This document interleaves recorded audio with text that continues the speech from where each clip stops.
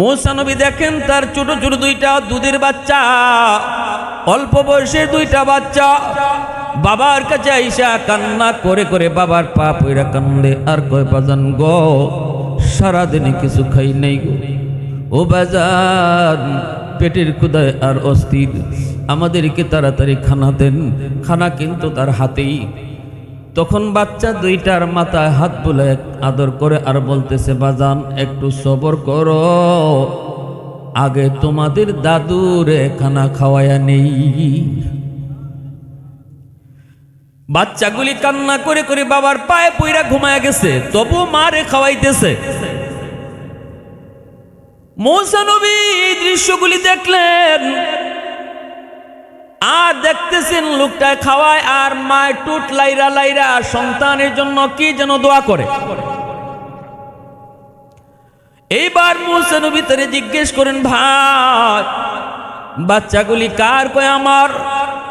ইনি কে? কয় আমার মা। বাচ্চাগুলির খানা দিলা না? কয় না, আগে আমি আমার মারে খাওয়াই, এরপরে বউ বাচ্চা নিয়ে নিজে খাই। মুসা নবী তখনই ডাক দিয়া বলেন ভাই রে একটু কো এই আমল কতদিন যাবত করো? কয় আজকে 40 বছর যাবত আমি আমার মারই আগে খাওয়াই।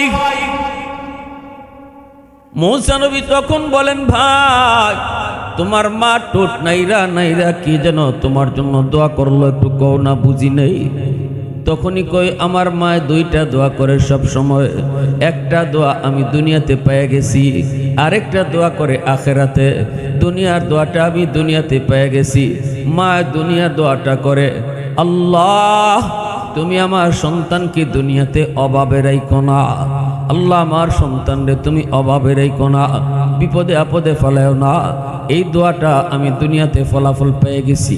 আমি ব্যবসা করি ছোট, কিন্তু আমার কোনো অভাব নাই, কোনো অভাব নাই। মার দোয়াটা আমি দুনিয়াতে নগদ পাইছি।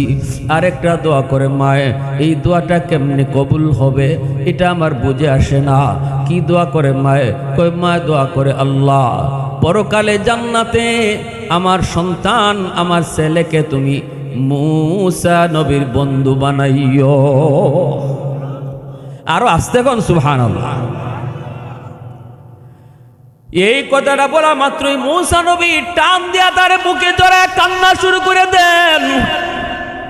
মুসা নবীর চোখ থেকে পানি পড়ে আর কয় ভাই আমার বুকে আয়, আমি রাতের অন্ধকারে তোমার আমল দেখতে এসেছিলাম, কিন্তু তুমি তো রাতের অন্ধকারের আমল না দিনেই তো আমল করে আল্লাহরে খুশি করে নিছো। আমি আল্লাহর কাছে জিজ্ঞেস করেছিলাম মালিক চিনুনি আমি কে?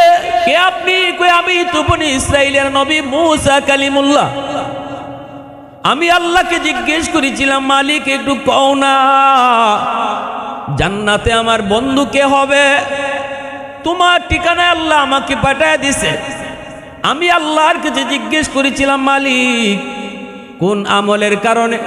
আল্লাহ আমারে কয় তুমি যে খবর নাও। আমি তো মনে করেছি রাতের আধারে তুমি কোন আমল করো, তাহাজ্জুদের সময় হয়তো কান্দো, এই আমলের উসিলায় হয়তো আল্লাহ তোমারে জান্নাতে আমার বন্ধু বানাইছে। কিন্তু এখন আমি দেখতেছি রে ভাই তোমার মার দোয়ার কারণে আল্লাহ তোমাকে জান্নাতে আমার বন্ধু বানায় দিছে। মুসলমানের আওয়াজে কো আল্লাহু আকবার, আরো জোরে কো আল্লাহু আকবার। ওয়াকাদা রাব্বুকা আল্লা তা'বুদু ইল্লা ইয়্যাহ ওয়া বিল ওয়ালিদাইনি ইহসানা। এজন্য আল্লাহ পাক কইছে বাপ মার সাথে উত্তম আচরণ করো। আর রাসূল বলছে মা বাবার দোয়া বদদোয়া দুটোটা আল্লাহর কাছে কবুল। মজলুমের দোয়া বদদোয়া কবুল, মুসাফিরের দোয়া বদদোয়া কবুল, মা বাবার বদদোয়া দোয়া দুটোটাই আল্লাহর দরবারে কবুল। সালাসাতুন দাওয়াতুম মুস্তাজাবাতুন লা শাক্কা ফীহি দাওয়াতুল মাজলুম ওয়া দাওয়াতুল মুসাফির ওয়া দাওয়াতুল ওয়ালিদি আলা ওয়ালাদিহি। মজলুমের দোয়া বদদোয়া, মুসাফিরের দোয়া বদদোয়া আর বাপ মার দোয়া বদদোয়া, এই তিনজনের দোয়া বদদোয়া আল্লাহর দরবারে সরাসরি কবুল। পৃথিবীতে মায়ের মতো আপন কেউ হবে না, পৃথিবীতে মায়ের মতো আপন কেউ হবে না।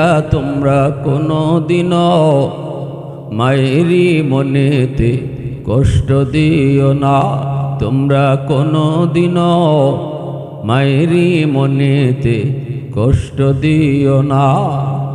কত পাপী এমন আছে মাকে কষ্ট দেয়, মায়ের মনে কষ্ট দিয়ে অভিশাপ নেয়।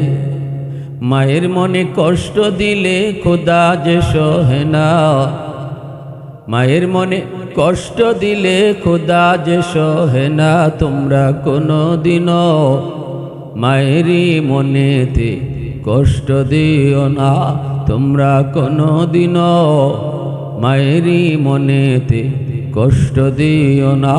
পৃথিবীতে মায়ের মতো আপন কেউ হবে না, পৃথিবীতে বাবার মতো আপন কেউ হবে না। তোমরা কোনো দিনও মায়েরই মনেতে কষ্ট দিও না, তোমরা কোনো দিনও বাবারই মনেতে কষ্ট দিও না।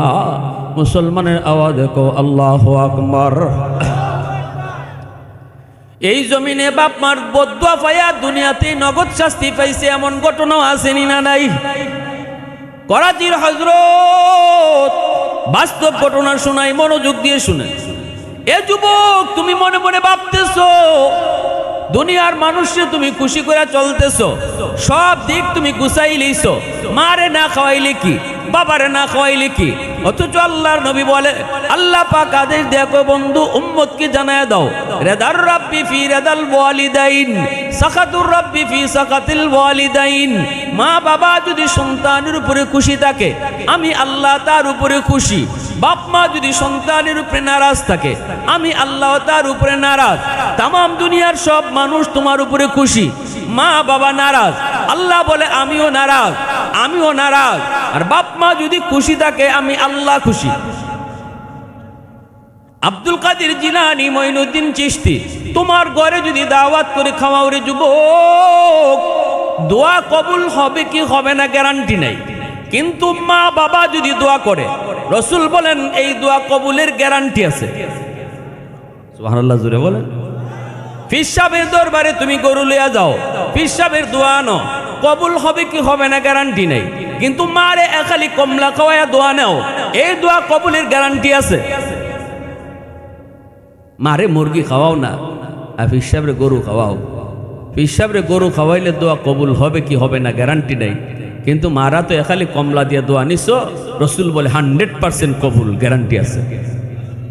এখন কারে খুশি করবা তুমি বুঝো, কারে খুশি করবা তুমি বুঝো।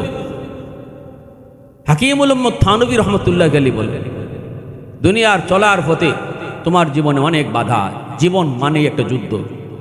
এই জীবন যুদ্ধে যদি তোমাকে জয়ী হতে হয়, অবশ্যই পিছনে বাপমার দোয়া লাগবে। এই যে বাতি এখানে লাগাইছেন, লাইট জ্বলবে না, পাওয়ার হাউস থেকে লাইন ওকে না করা পর্যন্ত বাতি লাগাইতে থাকবে, জ্বলবে না। ঠিক তেমনি তোমার আমার জীবনে আল্লাহ কিছু বাতি লাগাই দিছে, জ্বালায় দেয় নাই। জ্বালানোর জন্য আল্লাহ বলেছে পাওয়ার হাউস থেকে লাইন ওকে করো। প্রত্যেকটা সন্তানের জীবনের পাওয়ার হাউস হলো তার বাপ মা। ওই মা বাবা থেকে যদি লাইন ওকে থাকে, জিন্দিগির বাতি আল্লাহ নিজে জ্বালাইয়া দিবে। আর নাইলে খালি লাইট লাগাইতে থাকবে, জ্বলবে না। এখানে খালি লাইট লাগানো আছে, জ্বলবে না, কারণ লাইন ওকে নাই। মার দিলে কষ্ট দিয়া রাখছো, বাবার দিলে কষ্ট দিয়া রাখছো। উলামায়ে কেরামকে আঘাত করো, মুরব্বীদের সাথে বেয়াদবি করো, লেখাপড়ায় খুব উন্নতি লাভ করে বড় চাকরি পাইবা, অসম্ভব, হতেই পারে না, হতেই পারে না। কোথায় গন্ডগোল আগে খুঁজো।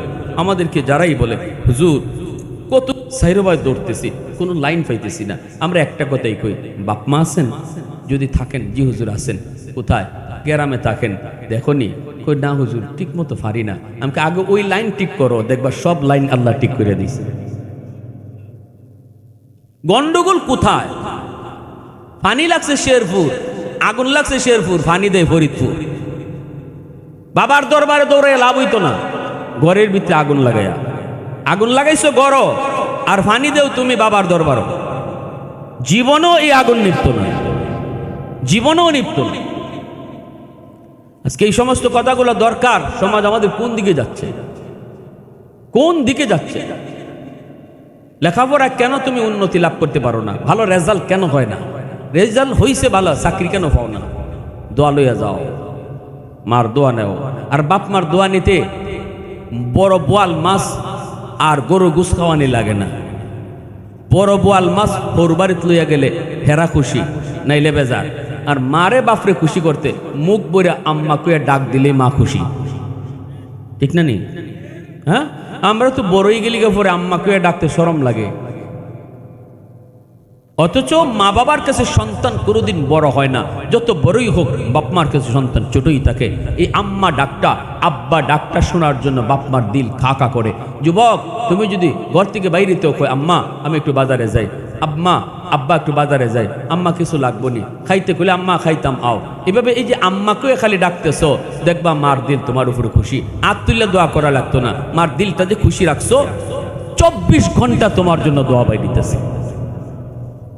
এটার নাম ওই দোয়া। অন্তর জয় করার নাম হলো দোয়া। হাত উঠানো তো সিস্টেম, মূল দোয়া হলো দিলের সাথে। আপনি ইমাম সাহেবের কাছে দোয়া চাইলেন তো ইমাম সাহেব হাত উঠাইল, মূলত এটা প্রকৃত দোয়া না। দোয়া হলো আপনি ইমাম সাহেবের সাথে এমন আচরণ করেন, এমন ভালোবাসা দেখান যে দিল থেকে দোয়া বাইরে আসবে। দোয়া চাহনে কি চিজ নেই হ্যায়, দোয়া লেনে কি চিজ হ্যায়। দোয়া চাওয়ার জিনিস না, দোয়া নেওয়ার জিনিস। প্যারে হাজিরিন, এজন্য বলতেছিলাম মা বাবার সাথে আমার আচরণ কেমন হবে? এমন আচরণ হবে যে আচরণে মার দিল থেকে দোয়া বেরিয়ে আসবে। এমন আচরণ হবে যে দোয়া আচরণের কারণে বাবার দিল থেকে দোয়া বেরিয়ে আসবে। আল্লাহ আমার সন্তানটার তুমি একটা পথ দেখাও, আল্লাহ আমার সন্তানটার একটু পথ দেও। ওই যে মায় কইছে এটাই আল্লাহ কবুল করে নিছে। কি যার দোয়া কবুল করছে আল্লাহ?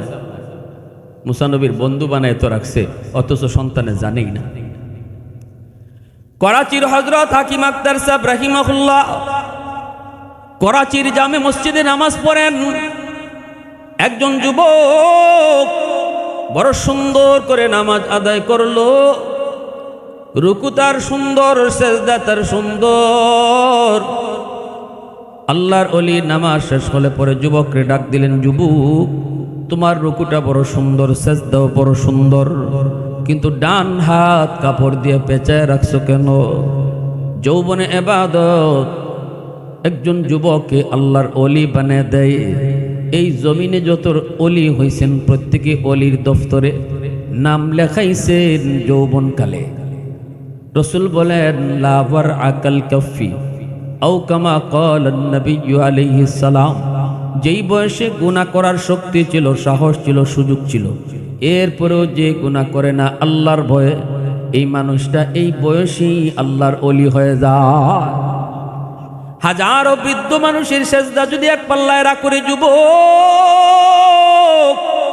আর একজন যুবকের সেজদা যদি এক পাল্লায় রাখা হয়, যুবকের সেজদার পাল্লা ভারী হয়ে যায়।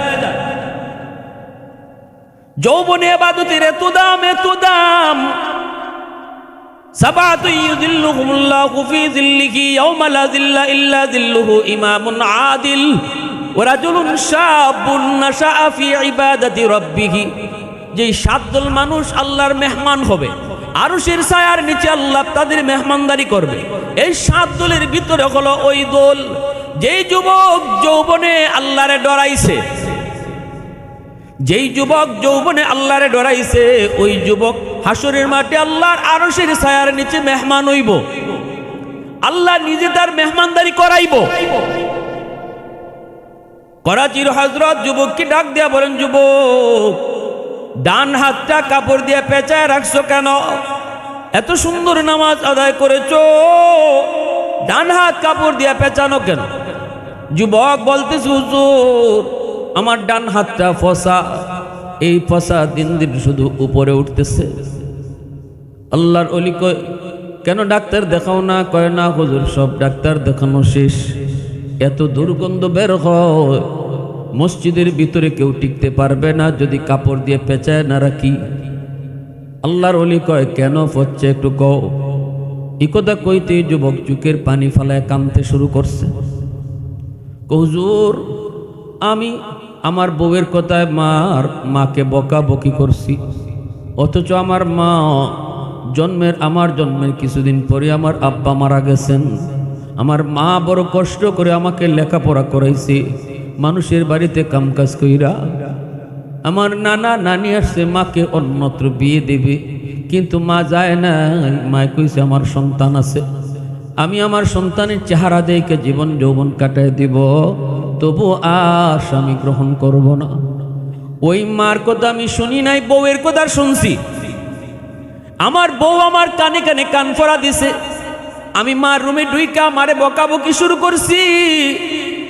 মা শুধু এতটুকু কইছে, বাজান বড় লোকের মেয়ে বিয়া করে আনছো, মারে জিগাও না, গরিবের মাকে কেন মা কইয়া ডাকবো, কেমনে মা কইব, আমারে বুঝা মনে করে রে বাজান, আমারে সরাইতে পারলে তোর বউয়ের শান্তি। আমি বিন্দু পরিমাণ কোনো তর্ক করি না, আমি তোর বউরে ডরাই রে বাজান, আমি কিছু কই নাই, তুই আমারে বকিস না। কিন্তু হুজুর আমি শুনি নাই মার কথা, আমি মারে বকাবকি কইরা মার গায়ে হাত উঠায় ফেলছি। যেই মাত্র আমি মার গায়ে হাত উঠাইছি, তখনই মায় কই, আল্লাহ, যে হাত দিয়ে আমারে মারছে এই হাত তুমি ফসায় দিও, আমার জানাজা যেন পড়তে না পারোস। হুজুর আমার মা দুইটা বুদ্ধ দিছে, আমি যেন জানাজা পড়তে না পারি, আমার হাত যেন বইচা যায়। কিছুদিন পরে আমি অফিস থেকে খবর পাইছি মায় মারা গেছে। শহর থেকে গ্রামে আসতে আসতে এত সমস্যা, অন্য কোনো দিন এত ঝামেলা হয় নাই। গ্রামে পৌঁছতে পৌঁছতে মাগরিব হয়ে গেছে, জানাজা শেষ, জানাজা পাই নাই। আমি তখনই বুঝে গেছি মার বদুয়া কবুল হয়ে গেছে। কয়েকদিন পরে দেখি ওই হাত দিয়ে মারছি, এই হাতের মধ্যে ফুরা দেখা দিছি, ফুরা, এই ফুরা থেকে হাতের ফসা শুরু হয়েছে। ডাক্তার দেখাইলাম, অ্যান্টিবায়োটিক খাই, অ্যান্টিবায়োটিক দিল, কিন্তু আমার ফসা বালা হয় না। ডাক্তাররা কয় আমরা তো রোগ ধরতে পারলাম না, কেন তোমার রোগ ভালো হয় না? হুজুর, ডাক্তাররা আমার রোগ ধরতে পারে নাই, কিন্তু আমি আমার রোগ ধরে ফেলেছি। এটা হলো আমার মার বদুয়া। আমার রোগ হলো আসমানে, চিকিৎসা চলছে জমিনে। আগুন লাগছে শেরপুর, পানি দে ফরিদপুর, আগুন যেমন নিবে না। আমার মার বদুয়ার কারণে এই ফসা শুরু হয়েছে, যেই ফসার কারণে আমার সুন্দরী বউ আমার সাইরা বাপের বাড়ি চলে গেছে। যেই বউর মায়ায় পইরা মারে মারছিলাম, ওই বউ আমারে ফলায় চলে গেছে। এলাকার মানুষ আমাকে এলাকা থেকে বের করে দিছে। এখন আমি রাস্তায় রাস্তায় ঘুরি আর মসজিদে মসজিদে থাকি আর কান্দি, আল্লাহর কাছে কান্দি, আল্লাহ আমারে মাফ করবো। নিয়ে জন্য বলি, যুবক মনে রাখিস, মার কলিজায় ব্যথা দিয়া কবরে যাইবা। দুনিয়ার এমন কোনো শক্তি নাই, দুনিয়ার তোমার এমন কোনো আমল নাই যে আমলে তোমার আল্লাহর কাছে মাপ নেওয়াইতে পারে। কারণ আমার রসুল কবরে পাট দিয়া যান, মদিনার কবর জান্নাতুল বাকি। রসুল অন্তর চোখে দেখেন কবরের ভিতরে একটা যুবকের আযাব। রসুল সাহাবীদেরকে বলেন, আমি হাত উঠাই, তোমরা আমিন কইও। নবী হাত উঠায় কয়, মালিক তুমি তো আমাকে রহমতের নবী কইছো, রহমতের নবী কবরের পার দিয়ে যাবে আর কবরের মধ্যে আযাব হবে, হয় না, আল্লাহ তুমি তার আযাবটা বন্ধ করো। সাহাবায়ে কেরাম আমিন বললেন, কিন্তু যুবকের আযাব বন্ধ হলো না। রসুল আবার হাত উঠান, আবারও রসুল তাদেরকে দোয়া করলেন, যুবকের জন্য। সাহাবীরা আমিন বললেন, আযাব বন্ধ হয় না। এইভাবে 3 বার রসুল হাত উঠাইছেন, আযাব বন্ধ হয় না। এরপরে রসুল জানতে চাইলেন, মালিক একটু কও না সমস্যাটা কি, আমার হাতের দাম কি কমে গেছে, আমি কি কোনো ভুল করেছি? আল্লাহ কয়, না বন্ধু, তোমার কোনো ভুল হয় নাই। এই যুবকের মা এখনো দুনিয়ায় জীবিত, মার কলিজায় অনেক ব্যথা, মার মারছে কিন্তু মাপ নেয় নাই। মরণের সময়টা তো মায় তারে মাপ দিছে না। এজন্য আমি আল্লাহ সিদ্ধান্ত নিয়েছি, যতক্ষণ পর্যন্ত তার মা তারে মাফ না দিবে, আমি আল্লাহ তুমি বন্ধুর সুপারিশও কবুল করবো না। এবার আপনারা কোন মা বাপরে আলগা কইরা দেয়া, বাপ মারে বাত না খাওয়া, তুমি নামাজ লইয়া, রোজা লইয়া, হজ লইয়া, পীর সাহেবের দোয়া লইয়া কবরে গেল, মাফ আসেনি। নবীর দোয়াটা যেখানে আল্লাহ ফিরে দেয়, নবীর সুপারিশটা আল্লাহ ফিরে দেয়, তখনই রসুল কয় সাহাবীরা তাড়াতাড়ি যাও, মারে যায় সালাম জানাও। মহিলা আসলে পরে রসুল বলতেছেন, মা গো কবরটা চিনছনি? মহিলা কয়, নবী গো আমার সন্তানের কবর। আল্লাহ রসুল বলেন, তোমার সন্তান কবরের মধ্যে আযাব ভোগ করে, জাহান্নামের আগুন আর সাপের কামড় খাইতেছে। মা মা কয়ে চিৎকার করে কবরে কাঁদতেছে, কারণ আযাবটা তারে কেন দেওয়া হইতেছে এটাও জানায় কইতেছে, মারে তুই কষ্ট দিয়াইছ, মারে তুই মারছ, এজন্য আমি সাপ তোরে কামড়াইতেছি, আমি আগুন তোরে ফুরাইতেছি, এজন্য মা মা কয়ে কাঁদতেছে। মহিলা আল্লাহর নবী বলতেছে, আমি তো তার জন্য সুপারিশ করেছি একবার না 3 বার, আল্লাহ তো তার আযাব বন্ধ করে না, আমার সুপারিশটা আল্লাহ কবুল করে না, বরং আল্লাহ জানাই দিছে, মা তুমি যদি তোমার সন্তানকে মাফ না করো তাহলে তার আযাব বন্ধ হবে না। মহিলা এইবার রসুলের কাছ থেকে এই কথাটা শোনার পর নবী এবার সুপারিশ করে, মা গো একটু মাফ করে দাও, সন্তান তো তোমারই, 10 মাস 10 দিন তো পেটে তুমি নিছ, এই সন্তান বড় বিপদে আছে গো মা, তুমি তারে মাফ করো, নাইলে কিন্তু আল্লাহ মাফ দিত না। মহিলা মাথা নিচের দিকে দিয়া দিলটা শক্ত করে মাথাটা উঠাইছি, চোখ থেকে তার দর দর করে পানি পড়ে, মায় কান্দে আর কয়, নবী গো আমি এরে মাফ করবো না, এখনো আমার ফিটে মাইরের দাগ আছে, আমি যদি কাপড় সরাই এখনো আমার ফিটটা লাল হয়ে রইছে, আমি এর মাফ দিব না গো নবী। এবার রসুল পড়ে গেছেন বিপদে, মায় যদি মাফ না করে তাহলে তো যুবকের আযাব বন্ধ হবে না। রসুলকে এখান থেকে চলে যেতে পারেন, তিনি তো রহমতের নবী, উম্মতের কান্ডারি নবী। এবার আল্লাহর নবী আল্লাহর কাছে আবদার করে, মালিক মার দিলটা বড় শক্ত হয়ে গেছে, নরম কর্ম কেমনে বুঝি না গো আল্লাহ। ও আল্লাহ তবে একটা আবদার করি, আমারে তুমি যেইভাবে এই যুবকের আযাব দেখাইছো এইভাবে তার মার চোখেও আযাবটা দেখাইয়া দিলাও। কিয়ামতের ময়দানে আল্লাহ পাক যখন বিচারকের আসনে বসা থাকবেন, রে যুবক, আসামির পক্ষে থাকবেন আল্লাহ, অপরাধীর পক্ষে থাকবেন আল্লাহ, গুনাহগারের পক্ষে থাকবেন আল্লাহ। কোন রকম একটা উসিলায় আল্লাহ তারে মাফ করতে পারে কিনা? এজন্য আল্লাহ পাক শুধু উসিলা খুঁজবে, উসিলা। দুনিয়ার জমিনও আপনি দেখবেন বিচারক সব সময় আসামির পক্ষে থাকে, জজ সাহেব কিন্তু আসামির পক্ষে থাকে। কোন রকম আসামিরে বাঁচানো যায় কিনা জজ সাহেবের মাথায় কিন্তু এটা থাকে। যখন চতুর্দিকে সাক্ষী প্রমাণের ভিত্তিতে বাঁচাইবার কোনো পথ জজ সাহেব খুঁজে পায় না, তখন তার বিরুদ্ধে রায় দেয়। এর আগে বিন্দু পরিমাণ সন্দেহ থাকলো জজ সাহেব রায় দেয়। এমনকি জজ সাহেব কোর্টে যাওয়ার সময় যদি নিজের চোখে দেখা যায় একটা খুন হয়েছে, কেডায় করছে রে নিজে দেখছে, এর পরও জজ সাহেব চেয়ারে বৈশা এই কথা কয় না, কের সাক্ষী আবার আমি নিজেই তো দেখে আইলাম এর মারছে, রায় এই, এমন আইন নেই। নিজের চোখে দেখলেও কইতে পারে না, সাক্ষী হাজির করে, সাক্ষী দেও অমুককে যে মারছে, সাক্ষী প্রমাণ আনো। ঠিক তেমনি আল্লাহ পাক হাসরের ময়দানে আল্লাহ বলবেন, বান্দা বল দুনিয়াতে তোর কোনো উসিলা ছিল কিনা?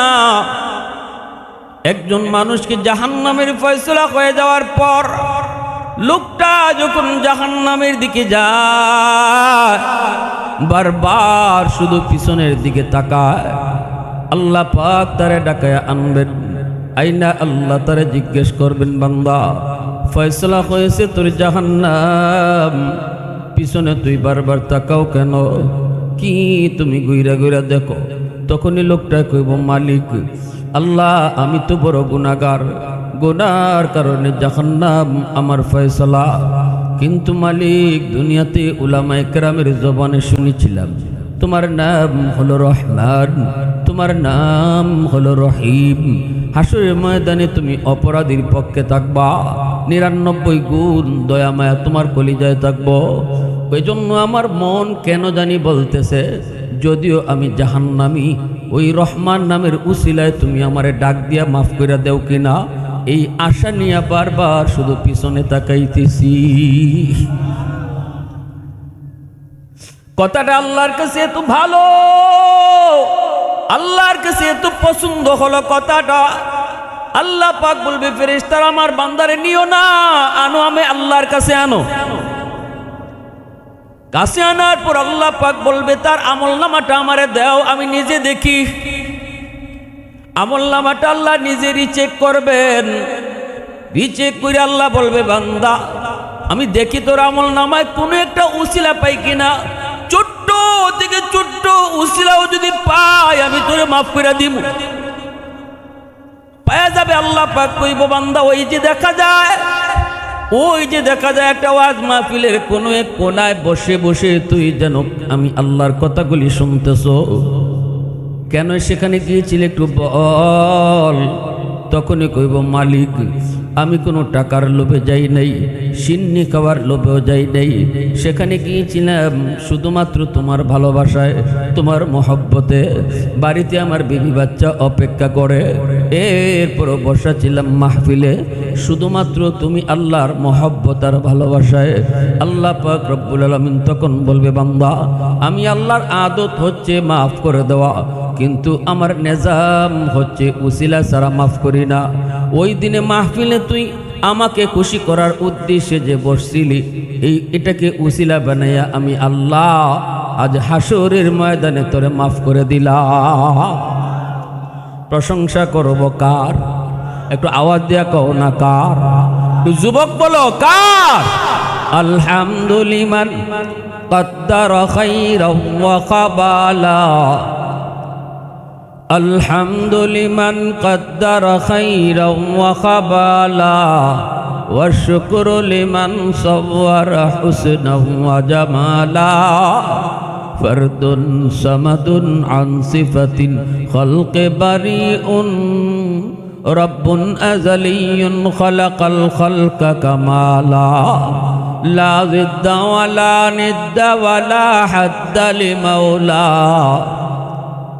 লা জিদ্দা ওয়ালা নিদ্দা ওয়ালা হাদ্দা লিমাওলা, আল আনা কামা কানা ওয়ালাম ইয়ালকা যাওয়ালা, আল আনা কামা কানা ওয়ালাম ইয়ালকা যাওয়ালা। মুসলমানের আওয়াজে কও আল্লাহু আকবার। তাহলে আমরা কি বুঝলাম? আজকে এই জায়গাটা, এটা কোন জায়গা? ঈদগাহ। এই ঈদগাহটা আল্লাহর কাছে এত দামি হয়ে গেল। আজকে এই ঈদগাহটা এত দামি হলো, জায়গাটা দামি হয়ে গেছে শুধু মাহফিলের উসিলায়। মাহফিলের কারণে আজকে এই জায়গাটা এত দামি। আসলে পরে বসলে পরে আল্লাহর মাফির ঘোষণা, আল্লাহ পাকের পক্ষ থেকে তার মাফ করার ঘোষণা।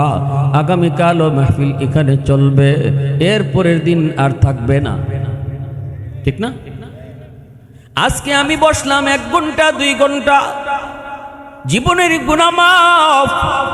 কিন্তু পরশুদিন যদি সারা রাত ওই জায়গায় বসায় বসায় রাত কাটায় দেই, এরপরও কিন্তু আমার গুনাহ মাফ হবে না। আওয়াজ দিয়া বলো ঠিক কিনা? সারা মাস যদি ওই জায়গায় বসে বসে কাটায় দেই, আমার গুনাহ মাফের কোনো ঘোষণা নাই। কিন্তু আজকে আর কালকে যদি বসি, আল্লাহর পক্ষ থেকে গুনাহ মাফের ঘোষণা। এজন্য আমার ভাইরা বলতেছিলাম, আমরা যারা আসলাম, আমরা যারা বসলাম আল্লাহর পক্ষ থেকে, আমি নিজে আসি নাই, আল্লাহ আমারে নিয়ে আসছে। আমি আসি নাই, আল্লাহ আমাকে দয়া করে নিয়ে আসছে। মাহফিলে আসলে বসলে বোঝা গেল আমার প্রতি আল্লাহ পাকের মায়ার নজর, আল্লাহ পাকের নেক নজর। আল্লাহ আমাকে চান মাফ করতে, আর এটা হলো তার জন্য বড় খুশনসিব। ভাইরা বন্ধুরা জন্য বলতেছি, আলোচনার বিষয় দেওয়া হয়েছে মা বাবার হক। আমি আপনাদের সম্মুখে পবিত্র কোরআনুল করিম থেকে সূরা বনী ইসরাইলের কয়েকখানা আয়াতে কারিমা তেলাওয়াত করেছি। আল্লাহ পাক রব্বুল আলামিন এই আয়াতগুলোর ভিতরে আল্লাহ প্রথমেই তার আদেশ দিলেন। আল্লাহ পাকের নিজের আদেশ, আল্লাহ পাকের নিজের হক, এরপরে বাপ মার হক নিয়ে আলোচনা করলেন। যেখানে আল্লাহ পাক নিজের হকের কথা বলছেন, প্রায় জায়গাতেই আল্লাহ তার নিজের হকের পরপরই মা বাবার হক নিয়ে আলোচনা করেছেন। আল্লাহ পাক যেখানে বইছেন পাশের চেয়ারটাতেই যেন বাপ মারে বসায় রাখছেন। সুবহানাল্লাহ, সুবহানাল্লাহ। পবিত্র কুরআনুল কারীমের সূরা লুকমান আল্লাহ পাক বলেন, আনিশকুরলি ওয়ালি ওয়ালিদাইক, আমি আল্লাহর শুকরিয়া আদায় করো। এরপরে আল্লাহ বলেন, মা বাবার শুকরিয়া আদায় করো। আমার শুকরিয়া আদায় করার পরপরই তুমি তোমার মা বাবার শুকরিয়া আদায় করো, কারণ আমি আল্লাহ তোমার খালিক, আমি তোমার মালিক, আমি তোমার বানাইছি, কিন্তু দুনিয়া পাঠাইছি তোমার মা বাবার মাধ্যমে। এজন্য আমার শুকরিয়া আদায় করার পরপরই মা বাবার শুকরিয়া আদায় করো। সুবহানাল্লাহ। নির্দেশটা দিয়েছেন কে? একটু জোরে কোন কে? সূরা বনী ইসরাইলের ভিতর আল্লাহ পাক প্রথম আদেশটা দিলেন, ওয়াকাযা রাব্বুকা, বন্ধু তোমার রবের আদেশ, তোমার রবের ফরমান। ওয়াকাযা রাব্বুকা আল্লা তা'বুদু ইল্লা ইয়্যাহ, আদেশটা হলো ইবাদত চলবে শুধুমাত্র আল্লাহর, বন্দেগী চলবে শুধুমাত্র আল্লাহর, গোলামি চলবে শুধুমাত্র আমি আল্লাহর। সন্তান চাইব তো কার কাছে? ধন দৌলত চাইব তো কার কাছে? ছেলে সন্তান যিনি দেয়, মেয়ে সন্তান কে দেয়? একটু জোরে কোন কে দেয়? কেউ যদি মনে করে আল্লাহ যেমন সন্তান দেয় আমার দরগা বাবায়ও দেয়, ইমান থাকবে না যাবে? হ্যাঁ, আমি একদিন দরগাত গেলাম, সিলেট দরগাত ওয়াজ মাহফিল করে আসার পথে রাত বাজে 2:30, দেখলাম এক গাড়ি মানুষ জিয়ারত করার জন্য আসলো। গাড়ি থেকে নামলো, পুরুষও আছে মহিলাও আছে। একজন মহিলা দেখলাম দরগায় ঢুকলো, ঢুকে আসে নিজের পেট থেকে কাপড় সরাইয়া এই পেটটা ওয়ালের মধ্যে বসাইতেছে। আমি পুরুষকে জিজ্ঞেস করেছি কি করে, কয় বাচ্চা নেই। নাউজুবিল্লাহ, কন্যা কাটাকাটি। বাচ্চা দেওয়ার মালিককে? শাহজালাল, শাহফরান, আব্দুল কাদের জিলানি। হ্যাঁ, বাচ্চা দেওয়ার মালিককে? কেউ যদি মনে করে দরগায় গেলে বাচ্চা হয় তাহলে ইমান থাকবে না যাবে? আটরশির দরবারে একদল মানুষ যায় গরু লইয়া। কেন যাও? কয় ধনী হওয়া যায়। ধন দৌলত দেওয়ার মালিককে? আটরশির দরবারে গরু লইয়া গেল ধনী হওয়ার নিয়তে। ইমান আছে না গেছে? গরুর সাথে ইমানও দিয়াইছে, ঠিক না? ছেলে সন্তান হইলে পরে আপনি বড় খুশি, কিন্তু মেয়ে হইলে পরে আপনার চেহারা কালা। তাহলে আপনি কি বুঝাইলেন? ছেলে দিছে আল্লাহ আর মেয়ে দিছে বউয়ে। আপনি বউরে আপনি ধমক দেন কেন, গালি দেন কেন, শ্বশুর বাড়ির প্রতি রাগ দেখান কেন? কোন স্বামী তো আছে এমন, কয় আরেকবার যদি মেয়ে সন্তান হইতে তোরে তালাক দিলাইম। কত বড় ডাকাই চিন্তা করে। হ্যাঁ, আরেকবার যদি ফুরি হয় তো তোরে তালাক দিলে, বউয়ে কি তো ফুরি দিছেনি? ফুরি দিছে কে? ইজাত মানুষ নামাজ পড়ে কপালে কর ফেলাই দিল, এ আল্লাহর কাছে মাপ পাইতো না। বছরে বছরে হজ করলো, মাপ পাইতো না। আল্লাহ সাফ সাফ কইব, তুই কইলেটা কি, কইসতটা কি? এজন্য আল্লাহ প্রথম আদেশটা দিতেছে, আকীদা সহি করো, বিশ্বাস সহি করো। গোলামি চলবে একমাত্র কার? চাইমু শুধু কার কাছে? বিপদ ফরসি উদ্ধার করবে কে? মুশকিল কুশা কে? আল্লাহ। দয়াল বাবাও না, কিবলা বাবাও না, খাজা বাবাও না, দরগা বাবাও না। বিপদ থেকে উদ্ধার করেন শুধুমাত্র আল্লাহ। এই জন্য আল্লাহ প্রথম আদেশটা দিছে এটা। এরপরে আল্লাহ পাক বলে, ওয়া বিল ওয়ালিদাইনি ইহসানা। দ্বিতীয় নির্দেশটা হলো, বন্ধু তোমার রবের উম্মতকে জানায় দাও তারা যেন বাপ মার সাথে উত্তম আচরণ করে, মা বাবার সাথে যেন ইহসানের আচরণ করে। ইহসান বলতে কোন জিনিসকে বলে আমি আপনাদেরকে সহজ বাংলায় বুঝাই। ইহসান কইয়া আল্লাহ কি বুঝাইতে চাইলেন? ইহসান কইয়া আল্লাহ পাক একটা প্রশ্নের জবাব দিয়েছেন। আমাদের মনের অনেকেরই ভিতরে প্রশ্ন, মা বাবার সেবা কর্ম হুজুর ঠিক আছে, মা বাবার সাথে ভালো আচরণ কর্ম তাও ঠিক আছে, কিন্তু আমার মা যদি আমার সাথে ভালো আচরণ না করে, বাবা যদি আমারে ঠগায়, বাবা যদি আমার সম্পত্তি কম দেয়, 3 ভাইয়ের ভিতরে 2 ভাইরে বেশি মায়া করে, আমারে কম মায়া করে, বাবা যদি আমার জমি জমা আমার নামে না দেয়, আমারে যদি ত্যায্য পুত্র কইরা দেয়, তবুও কি আমি বাবার সাথে ভালো আচরণ করব? তবুও কি আমি মার সাথে ভালো আচরণ করব? এই যে প্রশ্নটা অনেকেরই আমার আপনার মনের ভিতরে থাকতে পারে, এই প্রশ্নের জবাব দিতে যায় আল্লাহ পাক ইহসান শব্দ ব্যবহার করেছেন। ইহসান শব্দের অর্থ হলো তোমার সাথে কে কি পরিমাণ আচরণ করলো, কে কি রকম আচরণ করলো এটা দেখার বিষয় নয়।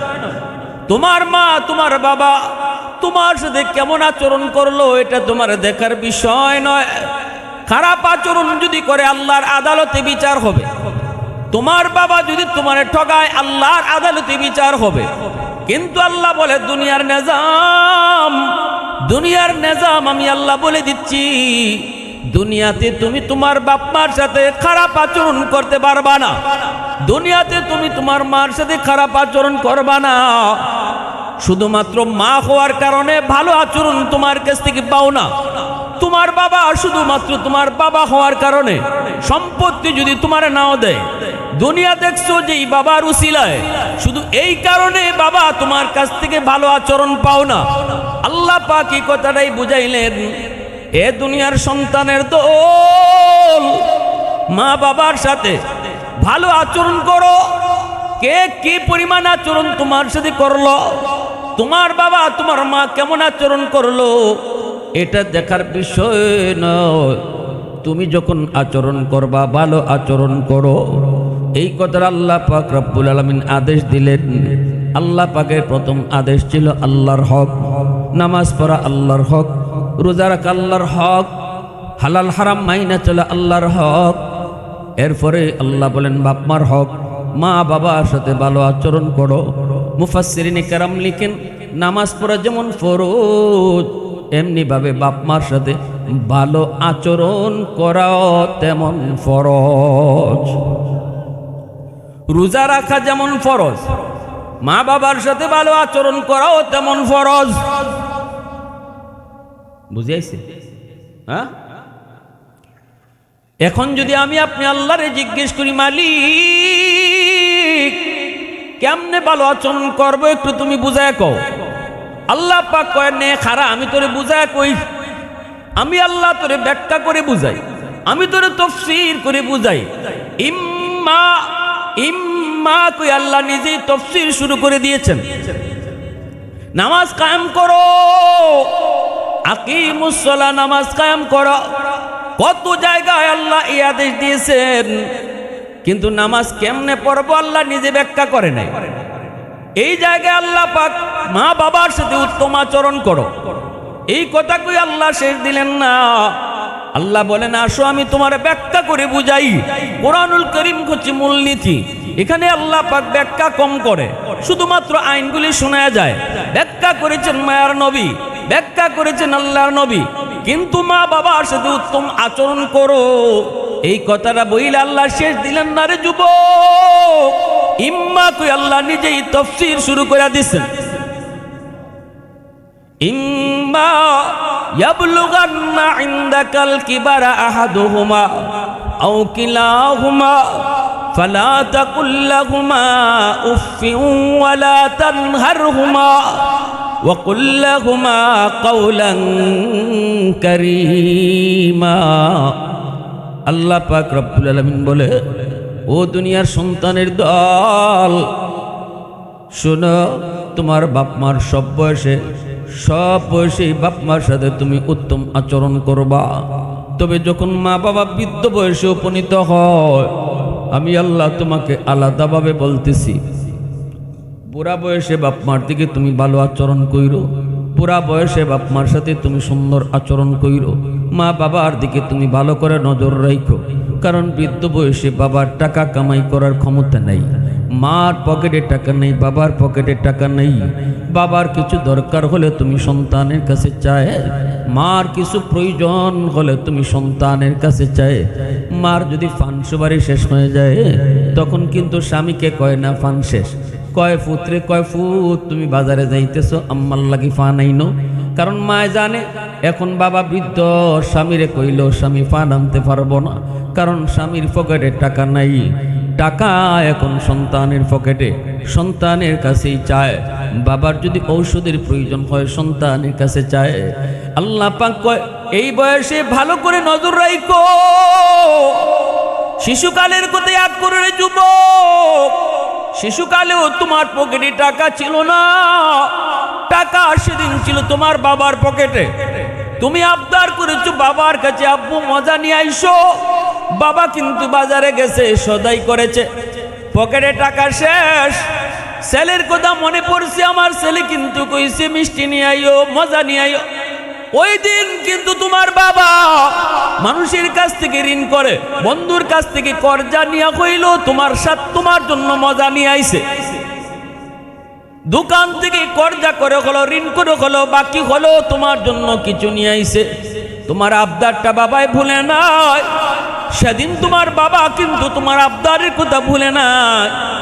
আজকেও বুড়া বয়সে তোমার বাবার পকেটে টাকা নাই, টাকা হলো তোমার পকেটে। বাবা হয়ে গেছে শিশু বাচ্চাটার মতো। শিশুকালে তোমার যেমন হালত ছিল আজকে তোমার বাবার হলো সেই হালত। বাবার পকেটে টাকা নাই, বাবা কিন্তু আজকে তোমার কাছে চায়। শিশুকালের কথা ইয়াদ কইরো, বাবা তোমার আবদার পূরণ করেছে, কখনো আবদার ভুলে নেই। আজকে বৃদ্ধ বয়স তুমি তোমার বাপ মার আবদার পূরণ কইরো, এই কথা কইও না তোমার খালি এটা লাগবে ওটা লাগবে, তোমার খালি এই লাগবে সেই লাগবে। হিদিন না খালি আইনা দিলাম ফানসুবারি, শেষ হইল কেমনে? ওই দিন না খালি আইনা দিলাম তোমারে এই, শেষ হইল কেমনে? আল্লাহ কয় চোখ লাল কইরা কথা কইও না, ধমক দিও না, আহ উ করায়ও না। মা বাবার কোনো আবদার শুই না আহ উ শব্দ বের কইরো না। তোমার শিশুকালে কিন্তু তোমার কোনো আবদার শুই না বাবা আহ উ করে নাই। আসতে কেন জোরে কর? ওই দিন কিন্তু বাবাই কথা কয় নাই তোর খালি এটা লাগবে ওটা লাগবে, এটা লাগবে ওটা লাগবে। বাবা বাজারে গিয়েছে তোমার গালে চুমা দিয়া, তোমার কপালে চুমা দিয়া গেছে, আর কইছে আব্বু ঠিক আছে নিয়ে আসবো। আজকে বৃদ্ধ বয়সে বাবা তোমার শিশুকালের মতো হয়ে গেছে। এজন্য বাবার কোনো আবদার শুই না তুমি উফ শব্দ কইও না, মার কোনো কথা শুই না তুমি আহ কইও না, ধমক দিয়া কথা কইও না, চোখ লাল করে কথা কইও না, কিরিমিরি খেয়ে কথা কইও না। আল্লাহ বলে যখনই মা বাবার সাথে কথা কইবা নরম নরম ভাষায় কথা কইও। নির্দেশটা দিয়েছেন কে? জোরে বলেন কে? আরো জোরে বলেন কে? বাজারে আপনি গেলেন, বাজারে গিয়ে আপনি সদাই কিনলেন, নিজের জন্য আপনি কিনলেন, বউয়ের জন্য আপনি কিনলেন, বাচ্চাদের জন্য কিনলেন, মা বাবার কথা ভুলে গেলেন। অথচ আল্লাহ পাক কয় বন্ধু মানুষ তোমার কাছে জিজ্ঞেস করে সম্পদ কোন পথে ব্যয় করবে। ওয়াসআলুনাকা মাযা ইউনফিকুন কুল মা আনফাকতুম মিন খায়র ফালিল ওয়ালিদাইনি ওয়াল আকরাবিন। সূরা বাকারার ভিতরে আল্লাহ বলেছেন, আল্লাহ আমার আপনার নবীরে বলতেছে বন্ধু মানুষ তোমার কাছে জিজ্ঞেস করে সম্পদ কোন কোন জায়গায় ব্যয় করবে, নিজের পকেটে টাকা কোন জায়গায় ব্যয় করবে। বন্ধু তুমি জবাব দিও না, জবাব দিতেছি আমি আল্লাহ। আওয়াজ দিয়ে এখন না সুবহানাল্লাহ। আল্লাহ বলে বন্ধু জবাব তুমি দিও না, জবাব আমি আল্লাহ দিতেছি। শুনে দাও তার পকেটের টাকা সবার আগে মা বাবার জন্য খরচ হবে। বাজারে গিয়া নিজের ওষুধ আগে কিনবা না, আগে দেখবা মার ওষুধ আছে কিনা, বাবার ওষুধ কিনা লাগবে কিনা এটা নিজে দেখবা, আগে দেখবা। শীতের কাপড়ের প্রয়োজন, সন্তানের কাপড়টাও আগে কিনবা না, নিজেরটাও আগে না, আগে বাপ মারটা কিনতে হবে। নির্দেশ দিলেন কে? আদেশ করেছেন কে? কারণ হলো সেদিন শিশুকালে কিন্তু বাবা শীতের কাপড় কিনতে যায় নিজেরটা আগে কিনে নেই। তুমি যখন ছোট্ট ছিলে তখন শীতের কাপড় কিনতে যায় বাবা তোমারটাই আগে কিনছে। নিজের ঔষধ বাবা আগে কিনে নেয়, তোমার ওষুধটাই বাবা আগে কিনছে। অতএব আজকে তুমিও তোমার মা বাবারটা আগে কিনবা, এরপরে নিজেরটা বিবি বাচ্চারটা। এজন্যই তো মুসা নবী একদিন কইছিলেন, মুসা নবী একদিন কইছেন, আমি এখন একটা ঘটনা আপনাদেরকে শোনাই। মা বাবার কথা সব সময় আগে মনে রাখলে আল্লাহ পাকের পক্ষ থেকে দুনিয়াতে তার কি লাভ, আখিরাতেও তার কি লাভ। এই লাভটা আমি আপনাদেরকে ঘটনা কয়ে শোনাবো। মনোযোগ কার কার আছে একটু হাত উঠে আল্লাহরা দেখাও। আল্লাহ তুমি কবুল করো, সবাই বলেন আমিন। আর একটু জোরে কোন আমিন। মুসা নবী একজন আল্লাহর বহুত বড় পয়গম্বর, জলিলুল কদর পয়গম্বর মুসা কালিমুল্লাহ। দুনিয়ার জমিনে বৈশা 4000 বার আল্লাহর সাথে কথা কইছেন।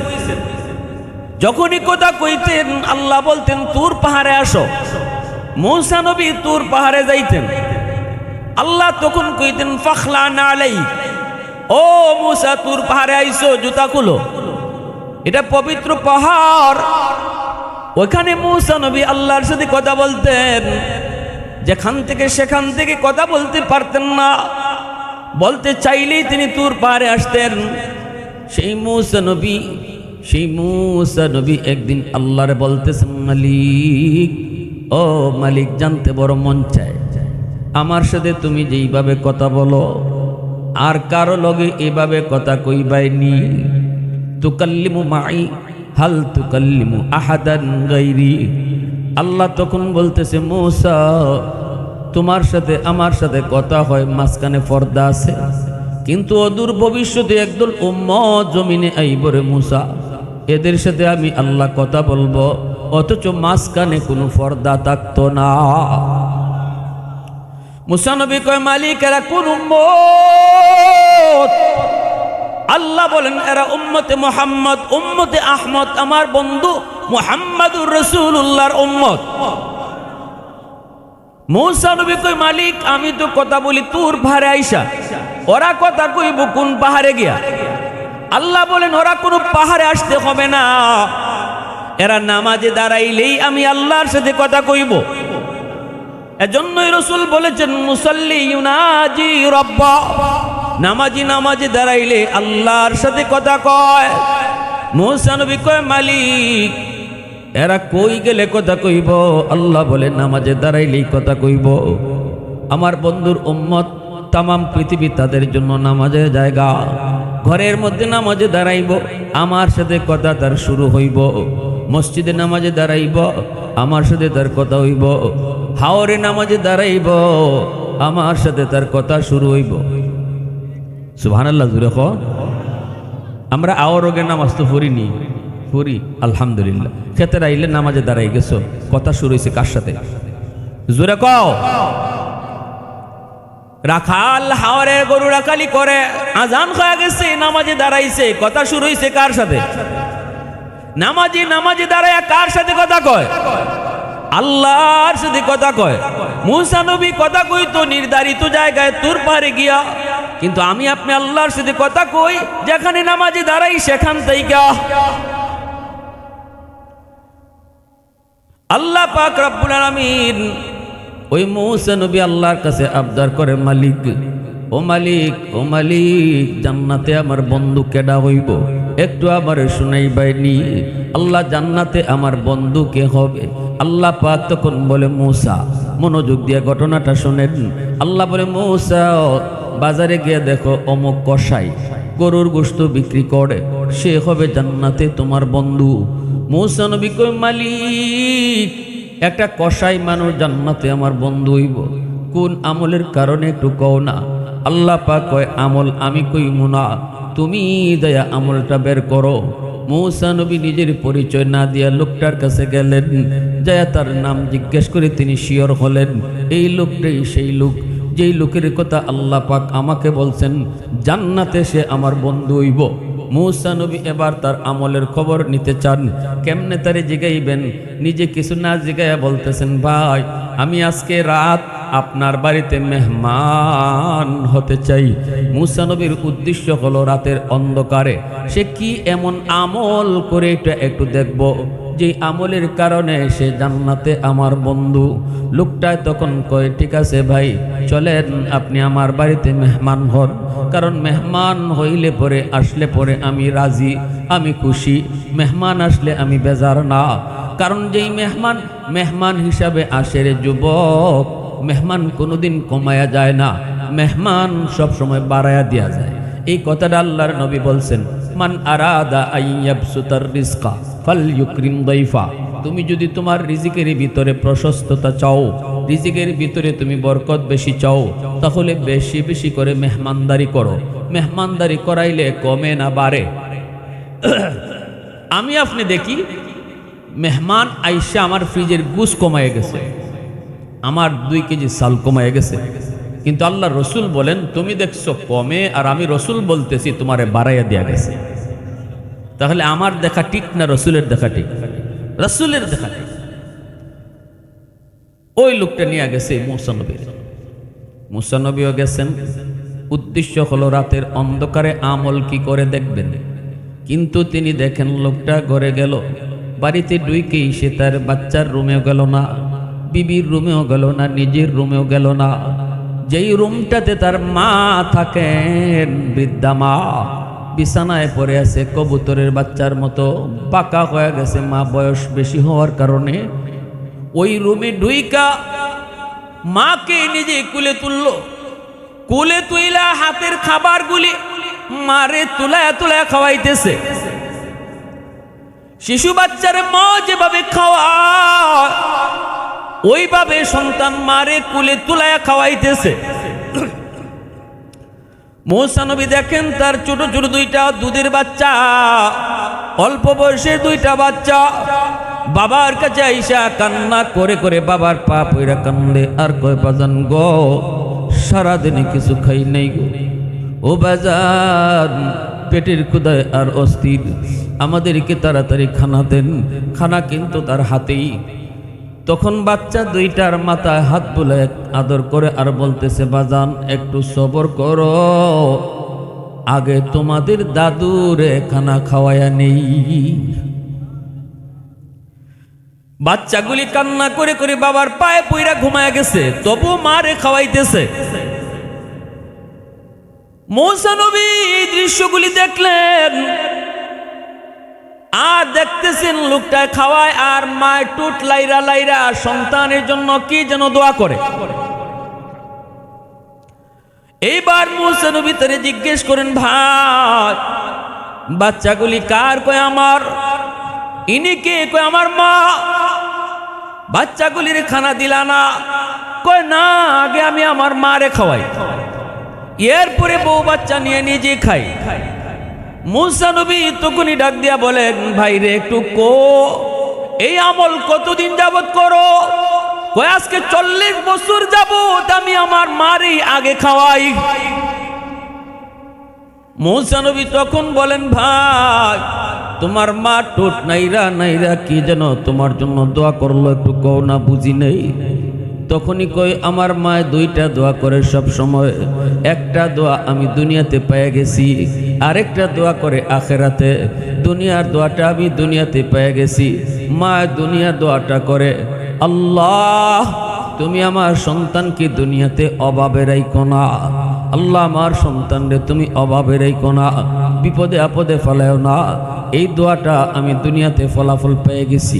আমি ব্যবসা করি ছোট, কিন্তু আমার কোনো অভাব নাই, কোনো অভাব নাই। মার দোয়াটা আমি দুনিয়াতে নগদ পাইছি। আরেকটা দোয়া করে মায়ে, এই দোয়াটা কেমনে কবুল হবে এটা আমার বুঝে আসে না। কি দোয়া করে মায়ে? কয় মায়ে দোয়া করে, আল্লাহ পরকালে জান্নাতে আমার সন্তান আমার ছেলেকে তুমি মূসা নবীর বন্ধু বানাইও। আরো আস্তে কোন সুবহানাল্লাহ। এই কথাটা বলা মাত্রই মূসা নবী টান দিয়া তার বুকে জড়ায় কান্না শুরু করে দেন। মূসা নবীর চোখ থেকে পানি পড়ে আর কয়, ভাই আমার বুকে আমি রাতের অন্ধকারে তোমার আমল দেখতে এসেছিলাম, কিন্তু তুমি তো রাতের অন্ধকারের আমল না, দিনেই তো আমল করে আল্লাহরে খুশি করে নিছো। আমি আল্লাহর কাছে জিজ্ঞেস করেছিলাম, মালিক চিনুনি আমি কে? কে আপনি? কই আমি তো বনি ইসরাইলের নবী মুসা কালিমুল্লাহ। আমি আল্লাহকে জিজ্ঞেস করেছিলাম, মালিক একটু কও না জান্নাতে আমার বন্ধু কে হবে? তোমার ঠিকানায় আল্লাহ আমাকে পাঠায় দিছে। আমি আল্লাহর কাছে জিজ্ঞেস করেছিলাম, মালিক কোন আমলের কারণে? আল্লাহ আমারে কয়, তুমি যে খবর নাও। আমি তো মনে করেছি রাতের আধারে তুমি কোন আমল করো, তাহাজ্জুদের সময় হয়তো কান্দো, এই আমলের উসিলায় হয়তো আল্লাহ তোমারে জান্নাতে আমার বন্ধু বানাইছে। কিন্তু এখন আমি দেখতেছি রে ভাই, তোমার মার দোয়ার কারণে আল্লাহ তোমাকে জান্নাতে আমার বন্ধু বানায় দিছে। মুসলমান আওয়াজে কো আল্লাহু আকবার, আরো জোরে কো আল্লাহু আকবার। ওয়াকাদা রাব্বুকা আল্লা তা'বুদু ইল্লা ইয়্যাহ ওয়া বিল ওয়ালিদাইনি ইহসানা। এজন্য আল্লাহ পাক কইছে বাপ মার সাথে উত্তম আচরণ করো। আর রাসূল বলছে মা বাবার দোয়া বদদোয়া দুটোটা আল্লাহর কাছে কবুল। মজলুমের দোয়া বদদোয়া কবুল, মুসাফিরের দোয়া বদদোয়া কবুল, মা বাবার বদদোয়া দোয়া দুটোটাই আল্লাহর দরবারে কবুল। সালাসাতুন দাওয়াতুম মুস্তাজাবাতুন লা শাক্কা ফীহি দাওয়াতুল মাজলুম ওয়া দাওয়াতুল মুসাফির ওয়া দাওয়াতুল ওয়ালিদি আলা ওয়ালাদিহি। মজলুমের দোয়া বদদোয়া, মুসাফিরের দোয়া বদদোয়া আর বাপ মার দোয়া বদদোয়া, এই তিনজনের দোয়া বদদোয়া আল্লাহর দরবারে সরাসরি কবুল। পৃথিবীতে মায়ের মতো আপন কেউ হবে না, পৃথিবীতে মায়ের মতো আপন কেউ হবে না। তোমরা কোনো দিনও মায়েরই মনেতে কষ্ট দিও না, তোমরা কোনো দিনও মায়েরই মনেতে কষ্ট দিও না। কত পাপী এমন আছে মাকে কষ্ট দেয়, মায়ের মনে কষ্ট দিয়ে অভিশাপ নেয়। মায়ের মনে কষ্ট দিলে খোদা যে সহে না, মায়ের মনে কষ্ট দিলে খোদা যে সহে না। তোমরা কোনো দিনও মায়েরই মনেতে কষ্ট দিও না, তোমরা কোনো দিনও মায়েরই মনেতে কষ্ট দিও না। পৃথিবীতে মায়ের মতো আপন কেউ হবে না, পৃথিবীতে বাবার মতো আপন কেউ হবে না। তোমরা কোনো দিনও মায়েরই মনেতে কষ্ট দিও না, তোমরা কোনো দিনও বাবারই মনেতে কষ্ট দিও না। মুসলমানের আওয়াজ দেখো আল্লাহু আকবার। এই জমিনে বাপ মার বদদুয়া পাইয়া দুনিয়াতে নগদ শাস্তি পাইছে এমন ঘটনাও আসেনি না নাই? করাচির হযরত বাস্তব ঘটনা শোনাই, মনোযোগ দিয়ে শুনে। এ যুবক, তুমি মনে মনে ভাবতেছো দুনিয়ার মানুষকে তুমি খুশি করে চলতেছো, সব দিক তুমি গুছাই লইছো, মারে না খাওয়াইলে কি, বাবারে না খাওয়াইলে কি। অথচ আল্লাহর নবী বলে, আল্লাহ পাক আদেশ দেখো বন্ধু উম্মতকে জানায় দাও, রেদার রাব্বি ফি রেদাল ওয়ালিদাইন সাখাতুর রাব্বি ফি সাখাতিল ওয়ালিদাইন। মা বাবা যদি সন্তানের উপরে খুশি থাকে আমি আল্লাহ তার উপরে খুশি। বাপ মা যদি সন্তানের উপরে নারাজ থাকে আমি আল্লাহ তার উপরে নারাজ। তামাম দুনিয়ার সব মানুষ তোমার উপরে খুশি, মা বাবা নারাজ, আল্লাহ বলে আমিও নারাজ, আমিও নারাজ। আর বাপ মা যদি খুশি থাকে আমি আল্লাহ খুশি। আব্দুল কাদের জিলানী, মঈনুদ্দিন চিশতি, তোমার ঘরে যদি দাওয়াত করে খাওয়াও রে যুবক, দোয়া কবুল হবে কি হবে না গ্যারান্টি নাই, কিন্তু মা বাবা যদি দোয়া করে রাসূল বলেন এই দোয়া কবুলের গ্যারান্টি আছে। সুবহানাল্লাহ, জোরে বলেন। পীর সাহেবের দরবারে তুমি গরু লইয়া যাও, পীর সাহেবের দোয়া আনো, কবুল হবে কি হবে না গ্যারান্টি নাই, কিন্তু মারে খালি কমলা খাওয়ায়া দোয়া নেও, এই দোয়া কবুলের গ্যারান্টি আছে। মারে মুরগি খাওয়াও না, আর হিসাবে গরু খাওয়াও। হিসাবে গরু খাওয়াইলে দোয়া কবুল হবে কি হবে না গ্যারান্টি নাই, কিন্তু মারা তো খালি কমলা দিয়ে দোয়া নিছো, রসুল বলে 100% কবুল গ্যারান্টি আছে। এখন কারে খুশি করবা তুমি বুঝো, কারে খুশি করবা তুমি বুঝো।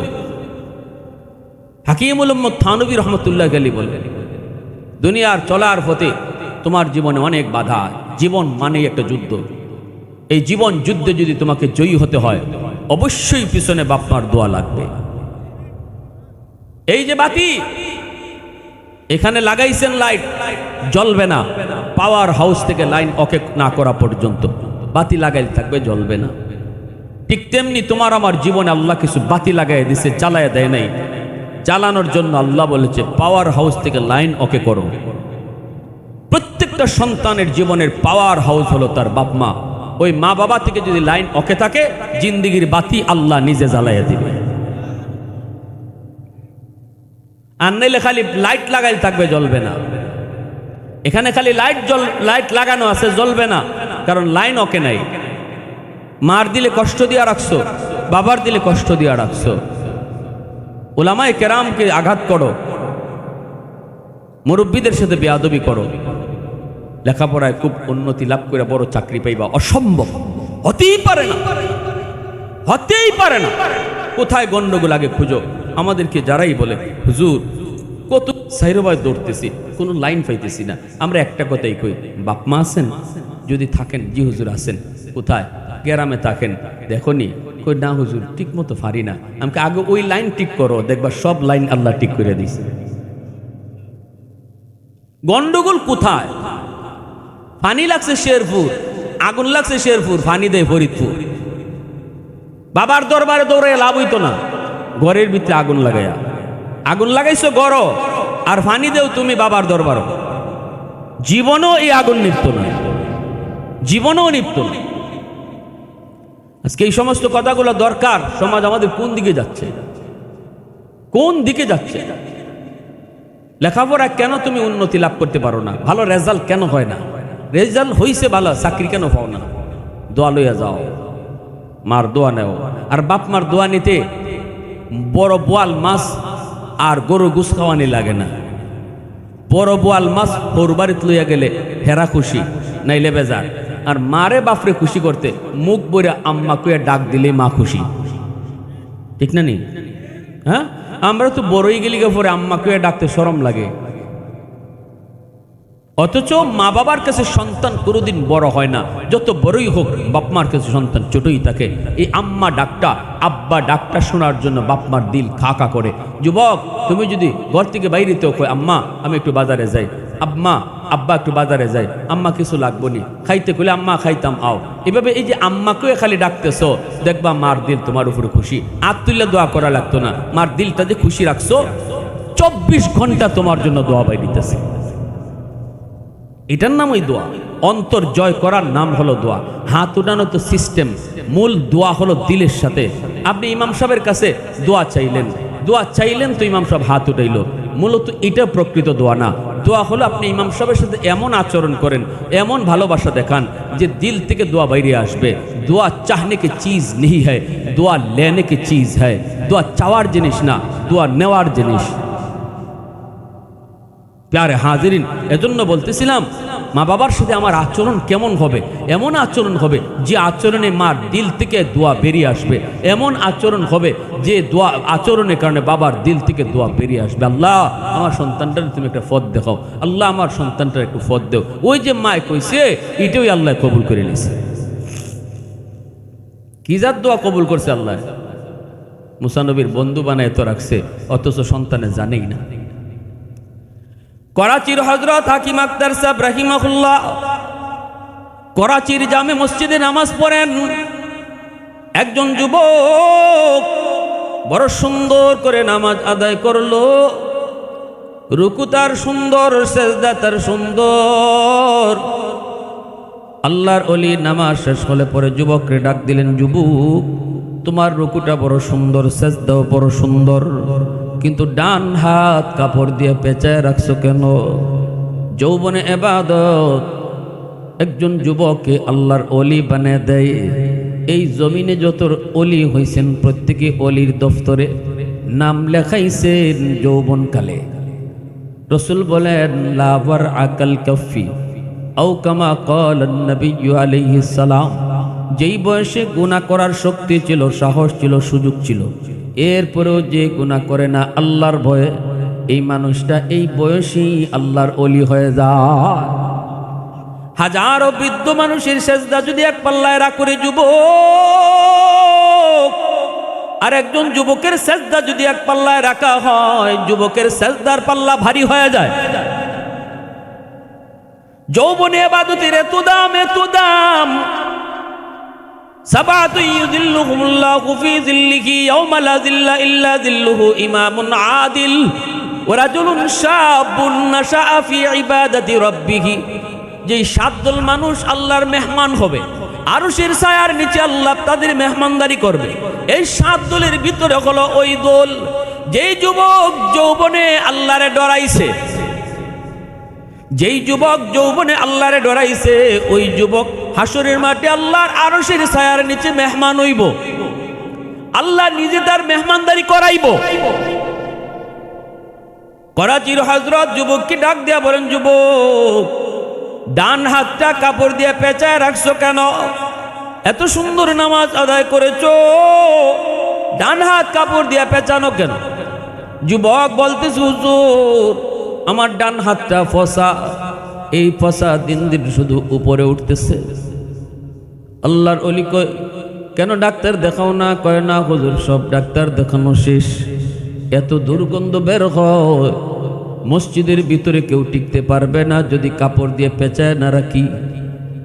আল্লাহর ওলি কয়, কেন হচ্ছে একটু কও। এই কথা কইতে যুবক চুকের পানি ফালায় কাঁদতে শুরু করছে। হুজুর আমি আমার বউয়ের কথায় মাকে বকাবকি করছি, অথচ আমার মা আমার জন্মের কিছুদিন পরে আমার আব্বা মারা গেছেন। আমার মা বড় কষ্ট করে আমাকে লেখাপড়া করাইছে, মানুষের বাড়িতে কামকাজ কইরা। আমার নানা নানি আসছে মাকে অন্যত্র বিয়ে দেবে, কিন্তু মা যায় না। মায় কইছে আমার সন্তান আছে, আমি আমার সন্তানের চেহারা দেখে জীবন যৌবন কাটায় দিব, তবু আর স্বামী গ্রহণ করব না। ওই মার কথা আমি শুনি নাই, বউয়ের কথা শুনছি। আমার বউ আমার কানে কানে কান ফোড়া দিছে, আমি মার রুমে ঢুইকা মারে বকাবকি শুরু করছি। মা শুধু এতটুকু কইছে, বাজান বড় লোকের মেয়ে বিয়া করে আনছো, মারে জিগাও না, গরিবের মাকে কেন মা কইয়া ডাকবো? কেমনে মা কইব? আমারে বুঝা মনে করে রে বাজান, আমারে সরাইতে পারলে তোর বউয়ের শান্তি। আমি বিন্দু পরিমাণ কোনো তর্ক করি না, আমি তোর বউরে ডরাই রে বাজান, আমি কিছু কই নাই, তুই আমারে বকিস না। কিন্তু হুজুর আমি শুনি নাই মার কথা, আমি মারে বকাবকি কইরা মার গায়ে হাত উঠায় ফেলছি। যেই মাত্র আমি মার গায়ে হাত উঠাইছি, তখনই মায় কই, আল্লাহ যে হাত দিয়ে আমারে মারছে, এই হাত তুমি ফসায় দিও, আমার জানাজা যেন পড়তে না পারোস। হুজুর আমার মা দুইটা বুদ্ধ দিছে, আমি যেন জানাজা পড়তে না পারি, আমার হাত যেন বইচা যায়। কিছুদিন পরে আমি অফিস থেকে খবর পাইছি মায় মারা গেছে। শহর থেকে গ্রামে আসতে আসতে এত সমস্যা, অন্য কোনো দিন এত ঝামেলা হয় নাই। গ্রামে পৌঁছতে পৌঁছতে মাগরিব হয়ে গেছে, জানাজা শেষ, জানাজা পাই নাই। আমি তখনই বুঝে গেছি মার বদ্দুয়া কবুল হয়ে গেছে। কয়েকদিন পরে দেখি ওই হাত দিয়ে মারে মারছি, এই হাতের মধ্যে ফুরা দেখা দিছি, ফুরা, এই ফুরা থেকে হাতের ফসা শুরু হয়েছে। ডাক্তার দেখাইলাম, অ্যান্টিবায়োটিক খাই, অ্যান্টিবায়োটিক দিল, কিন্তু আমার ফসা বালা হয় না। ডাক্তাররা কয় আমরা তো রোগ ধরতে পারলাম না, কেন তোমার রোগ ভালো হয় না? হুজুর ডাক্তাররা আমার রোগ ধরতে পারে নাই, কিন্তু আমি আমার রোগ ধরে ফেলেছি। এটা হলো আমার মার বদ্দুয়া। আমার রোগ হলো আসমানে, চিকিৎসা চলছে জমিনে। আগুন লাগছে শেরপুর, পানি দে ফরিদপুর, আগুন যেমন নিবে না। আমার মার বদ্ধর কারণে এই পচা শুরু হয়েছে, যেই পচার কারণে আমার সুন্দরী বউ আমার সাইরা বাপের বাড়ি চলে গেছে। যেই বউর মায়ায় পইরা মারে মারছিলাম, ওই বউ আমারে ফলায় চলে গেছে। এলাকার মানুষ আমাকে এলাকা থেকে বের করে দিছে। এখন আমি রাস্তায় রাস্তায় ঘুরি আর মসজিদে মসজিদে থাকি আর কান্দি, আল্লাহর কাছে কান্দি, আল্লাহ আমারে মাফ করবো। নিয়ে জন্য বলি, যুবক মনে রাখিস, মার কলিজায় ব্যথা দিয়া কবরে যাইবা। দুনিয়ার এমন কোনো শক্তি নাই, দুনিয়ার তোমার এমন কোনো আমল নাই যে আমলে তোমার আল্লাহর কাছে মাপ নেওয়াইতে পারে। কারণ আমার রসুল কবরে পাড় দিয়া যান, মদিনার কবর জান্নাতুল বাকি। রসুল অন্তর চোখে দেখেন কবরের ভিতরে একটা যুবকের আযাব। রসুল সাহাবীদেরকে বলেন, আমি হাত উঠাই, তোমরা আমিন কইও। নবী হাত উঠায় কয়, মালিক তুমি তো আমাকে রহমতের নবী কইছো, রহমতের নবী কবরের পার দিয়ে যাবে আর কবরের মধ্যে আযাব হবে, হয় না। আল্লাহ তুমি তার আযাবটা বন্ধ করো। সাহাবায়ে কেরাম আমিন বললেন, কিন্তু যুবকের আযাব বন্ধ হলো না। রসুল আবার হাত উঠান, আবার রসুল তাদেরকে দোয়া করলেন। যুবকের জন্য সাহাবীরা আমিন বললেন, আযাব বন্ধ হয় না। এইভাবে 3 বার রসুল হাত উঠাইছেন, আযাব বন্ধ হয় না।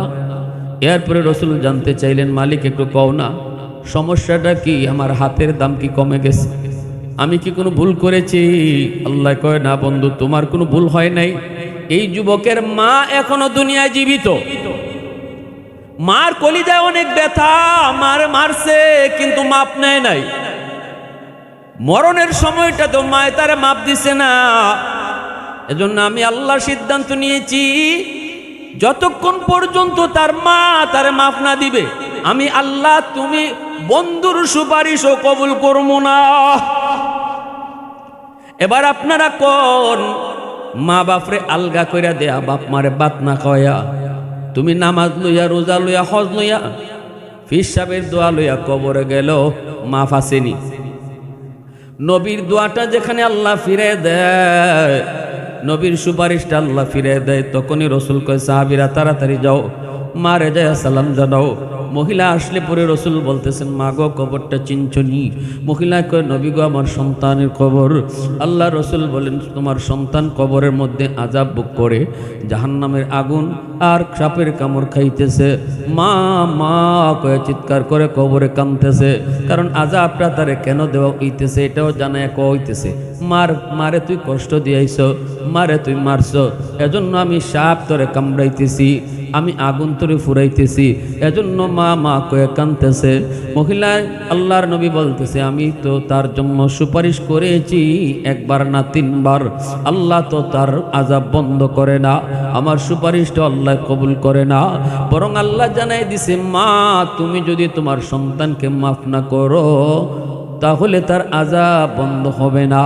মহিলা এইবার রসুলের কাছ থেকে এই কথাটা শোনার পর নবী এবার সুপারিশ করে, মা গো একটু মাফ করে দাও, সন্তান তো তোমারই, 10 মাস 10 দিন তো পেটে তুমি নিছ, এই সন্তান বড় বিপদে আছে গো মা, তুমি তারে মাফ করো, নাইলে কিন্তু আল্লাহ মাফ দিত না। মহিলা মাথা নিচের দিকে দিয়া দিলটা শক্ত করে মাথাটা উঠাইছি, চোখ থেকে তার দর দর করে পানি পড়ে। মায় কান্দে আর কয়, নবী গো আমি এরে মাফ করবো না, এখনো আমার ফিটে মাইরের দাগ আছে, আমি যদি কাপড় সরাই এখনো আমার ফিটটা লাল হয়ে রইছে, আমি এর মাফ দিব না গো নবী। এবার রসুল পড়ে গেছেন বিপদে, মায় যদি মাফ না করে তাহলে তো যুবকের আযাব বন্ধ হবে না।